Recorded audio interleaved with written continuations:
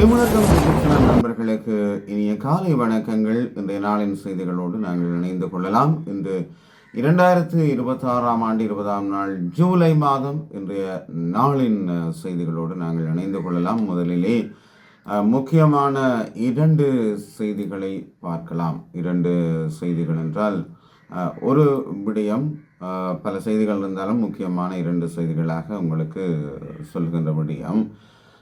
வரி இருப்போருக்கு ஒரு விடயத்தை அறிவித்திருக்கிறது அரசு. வரி செலுத்தாமல் இருப்போருக்கு சட்ட நடவடிக்கை என்று அறிவிக்கப்பட்டிருக்கிறது. வரி செலுத்தாமல் இருப்போருக்கு எதிராக கடுமையான சட்ட நடவடிக்கைகளை மேற்கொள்ள போவதாக உள்நாட்டு இறைவரி திணைக்களம் தான் இதை அறிவித்திருக்கிறது. அதன்படி வரி செலுத்த வேண்டிய கடப்பாடு இருந்தும் அதனை திட்டமிட்டு தவிர்ப்பவர்கள், பதிவு செய்யாதவர்கள் அல்லது வரி அறிக்கைகளை சமர்ப்பிக்காதவர்கள் மற்றும் வணிகங்களுக்கு எதிராக இவ்வாறு நடவடிக்கை எடுக்கப்படும் என அந்த திணைக்களம் எச்சரித்திருக்கின்றது.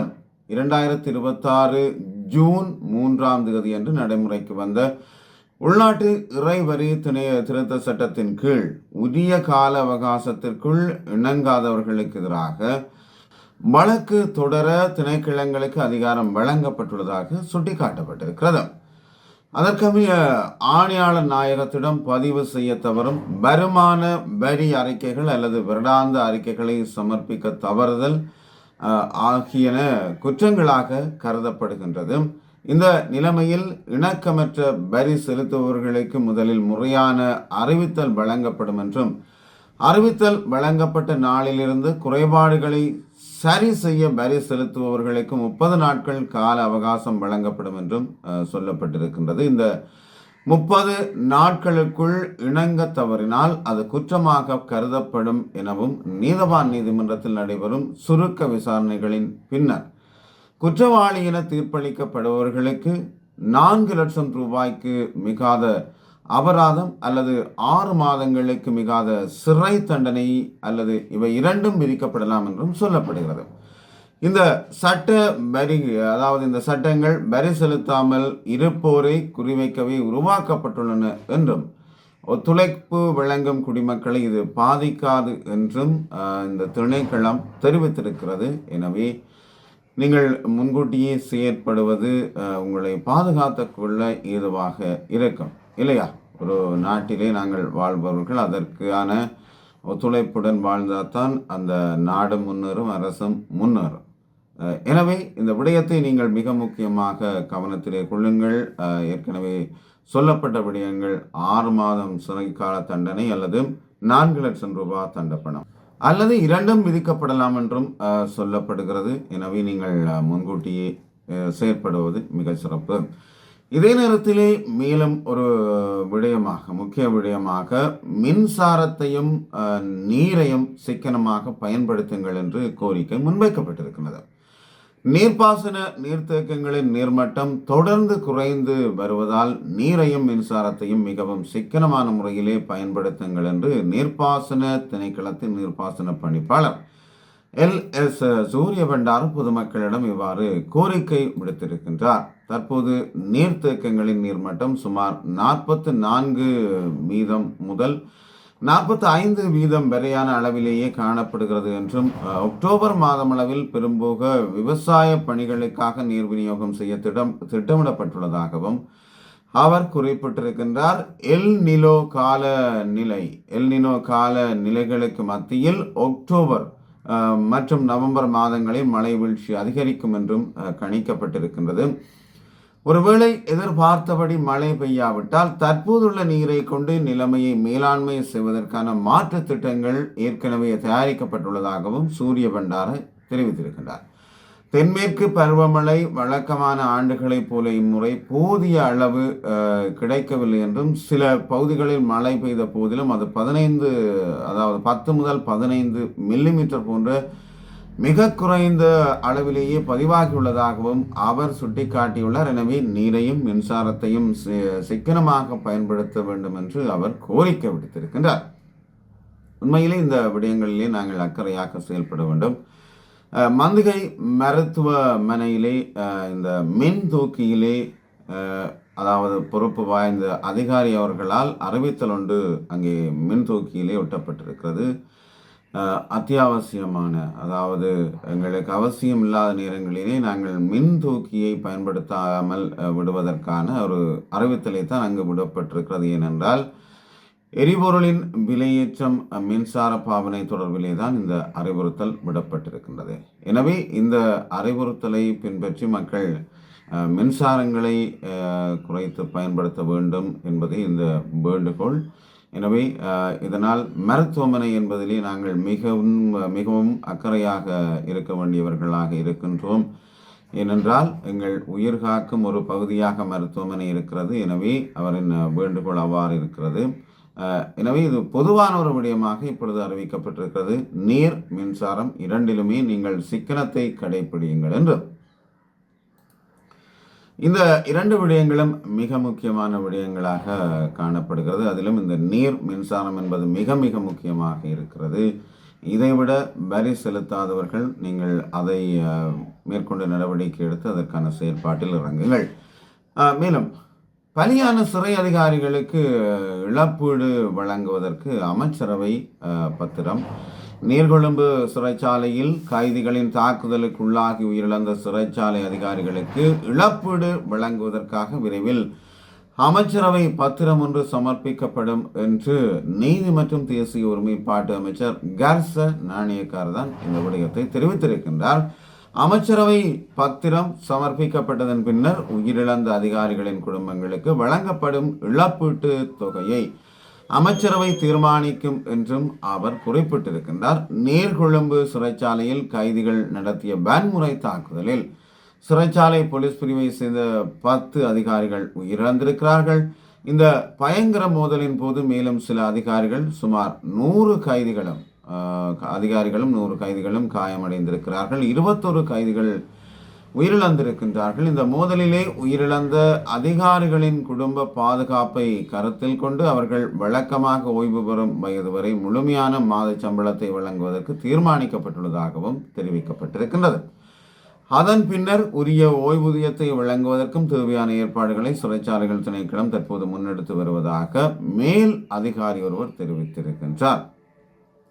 உண்மையிலே இந்த சிறைச்சாலையிலே கொல்லப்பட்டவர்கள் விளக்க மறியல் கைதிகள் என்ற ஒரு செய்தியும் ஏற்கனவே சொல்லப்பட்டிருந்தது. உண்மையிலே அவர்கள் விளக்க மறியல் என்றால் அவர்கள் வீடு சென்று அவர்கள் உழைக்க வேண்டிய ஒருவராகத்தான் இருக்கின்றார்கள். எனவே அரசு அந்த முடிவிலும் ஒரு சிறந்த முடிவு என்று தான் நான் எதிர்பார்க்கின்றேன். எனினும் அவர்களது குடும்பங்கள் பாதிக்கப்படும் இல்லையா? சர்வாதிகாரத்தை தான் நோக்கி இந்த அரசு நகர்ந்து கொண்டிருக்கிறது என்று சஜித் ஒரு பகிரங்க எச்சரிக்கையை விடுத்திருக்கின்றார். ஜனாதிபதி அனுரகுமார் திசாநாயக்க தலைமையிலான திசைகாட்டி அரசு ஜனநாயக விழுமியங்களை சிதைத்து சர்வாதிகார போக்கிலான தனி கட்சி ஆட்சியை உருவாக்க முயற்சிக்கிறது என்று எதிர்கட்சி தலைவர் சஜித் பிரேமதாச கடுமையாக சாடியிருப்பதாக சொல்லப்பட்டிருக்கிறது. ஐக்கிய சட்டத்தரணிகள் சங்கத்தால் நேற்று நடத்தப்பட்ட பொதுமக்கள் கருத்தாடல் அமர்வில் கலந்து கொண்டு உரையாற்றுகின்ற பொழுதுதான் அவர் இந்த விடயத்தையே முன்வைத்திருக்கின்றார். ஜனநாயக கட்டமைப்பானது சட்டமன்றம், நிறைவேற்றுத்துறை மற்றும் நீதித்துறை ஆகியவற்றுக்கு இடையிலான அதிகார பரவலாக்கத்திலேயே தங்கியுள்ளது என்பதை அவர் சுட்டிக்காட்டியிருக்கிறார். நீதித்துறை எவ்வளவு சுதந்திரமாக இருக்கிறதோ அந்த அளவுக்கு ஜனநாயகம் வலுப்பெறும். வரலாற்றில் மாக்னா கார்டா முதல் நவீன கால சர்வதேச இணக்கப்பாடுகள் வரை நீதித்துறையின் சுதந்திரம் வலியுறுத்தப்பட்டுள்ளது என்றும், ஆனால் இன்று உயர்மட்ட நீதித்துறை நியமங்களை கூட செய்யாமல் அரசு நீதித்துறைக்கு அழுத்தம் கொடுக்கிறது என்றும் அவர் சொல்லியிருக்கின்றார். மக்கள் நீதித்துறை மீதான நம்பிக்கையை இழக்கும் சூழலை அரசு உருவாக்கி இருக்கிறது என்று அவர் தெரியப்படுத்தியிருக்கிறார். திசை காட்டி அரசு மக்கள் ஆணையை அவமதிக்கிறது என்று தெரிவித்த எதிர்க்கட்சி தலைவர் ஜனநாயகத்தை பாதுகாப்பதாக கூறி ஆட்சிக்கு வந்த அனுரகுமார திசாநாயக்க தலைமையிலான அரசு தற்போது சர்வாதிகாரத்தை நோக்கி நகர்வதாக அவர் சுட்டிக்காட்டியிருக்கிறார். இந்த ஜனநாயக விரோத நடவடிக்கைகளை முறியடிக்க வர்க்கம், நிறம் மற்றும் கட்சி பேதங்களை கடந்து மக்கள் ஒன்று திரள வேண்டும் என்றும் அழைப்பு விடுத்திருக்கின்றார். அரசின் இத்தகைய போக்கு சர்வதேச நாணய நிதியத்தின் உடன்படிக்கைகள் மற்றும் ஐரோப்பிய ஒன்றியத்தின் GSP+ போன்ற வர்த்தக சலுகைகளில் எதிர்மறையான தாக்கங்களை ஏற்படுத்தக்கூடும் என்றும் அவர் எச்சரிக்கை ஒன்றையும் விடுத்திருக்கிறார். நீதித்துறையின் சுதந்திரத்தை பாதிக்கும் இத்தகைய முயற்சிகளையும் மக்கள் சக்தியால் மட்டுமே தோற்கடிக்க முடியும் என்றும் அவர் வலியுறுத்தி இருக்கின்றாராம். உண்மையிலே காலையிலும் கூட நான் ஒரு நிகழ்வை பார்த்த பொழுது இந்த மக்கள் சொல்கிறார்கள், இப்பொழுது நல்ல அரசு இருக்கிறது, நீங்கள் உங்கள் விடயங்களை நேரடியாக சென்று சொல்லலாம், இந்த அரசு ஒரு நீதியை பெற்றுத்தரக்கூடிய அரசாக இருக்கிறது என்று இந்த அரசை பற்றி பலரும் புகழ்ந்து பேசிக் கொண்டிருக்கிறார்கள். இந்த நிலையிலே தான் எதிர்க்கட்சி தலைவரும் இந்த விடயத்தை சொல்லியிருக்கின்றார். ஒரு எதிர்ப்புறான கருத்துக்கள் முன்வைக்கப்பட்டு கொண்டிருக்கின்றன. அவர்கள் ஆட்சி அதிகாரத்திலே இருப்பவர்கள், மக்கள் என்பது ஆட்சிக்குள் இருப்பவர்கள்.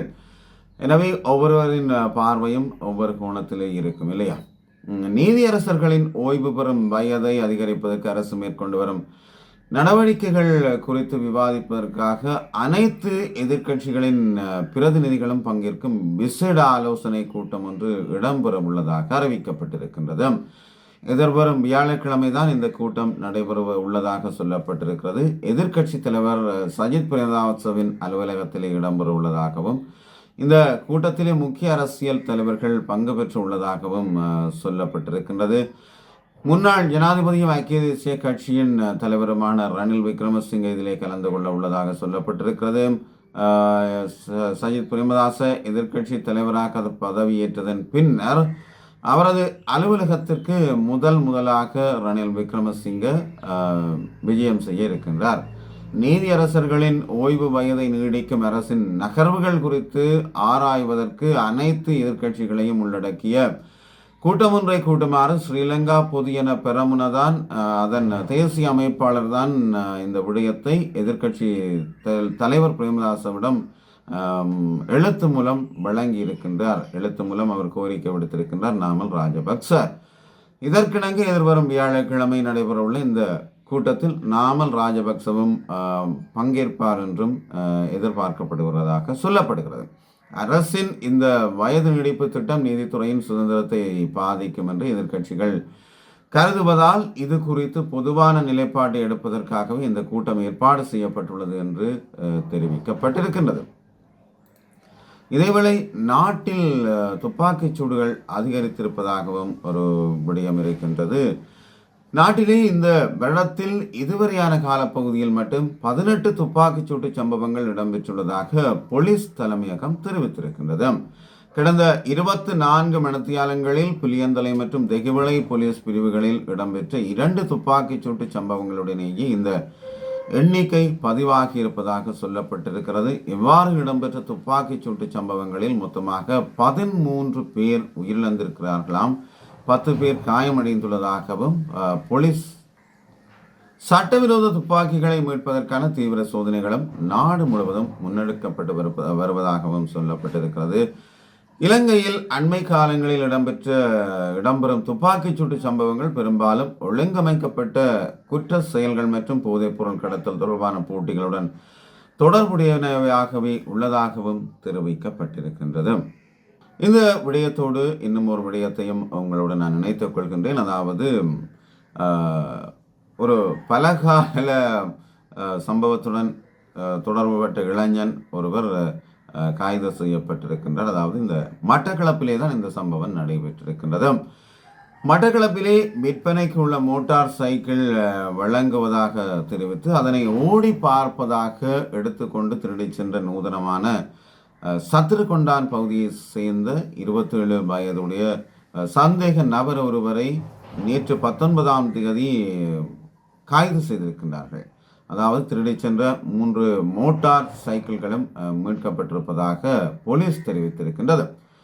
காத்தான்குடி பிரதேசத்திலே மோட்டார் சைக்கிள் வாங்கி விற்பனை செய்யும் கடை ஒன்றிற்கு கடந்த 2 வாரங்களுக்கு முன்னர் சென்று அங்கு விற்பனைக்கு நிறுத்தி வைத்திருந்த மோட்டார் சைக்கிளை வாங்குவதாகவும் அதனை ஓட்டி பார்க்க வேண்டும் என்றதை அடுத்து நிறுத்தி வைத்திருந்த மோட்டார் சைக்கிளை கடை உரிமையாளர் குறித்த நபரிடம் கொடுத்திருக்கின்றார். இதனை அடுத்து குறித்த நபர் என்ன செய்திருக்கின்றார் என்றால் மோட்டார் சைக்கிளை அங்கிருந்து எடுத்துக்கொண்டு திருகோணமலை வீதியில் உள்ள வீதி சமிக்கை விளக்குக்கு அருகில் நிறுத்தி கொண்டு இணையதளத்தில் மோட்டார் சைக்கிள் விற்பனைக்கு என விளம்பரப்படுத்திய கொக்கட்டிச்சோலை பகுதியை சேர்ந்தவரை தொடர்பு கொண்டு அந்த மோட்டார் சைக்கிளை வாங்குவதாகவும் உடன் குறித்த வீதி சமிக்கை விளக்குக்கு அருகில் வருமாறும் அழைத்திருக்கின்றார்.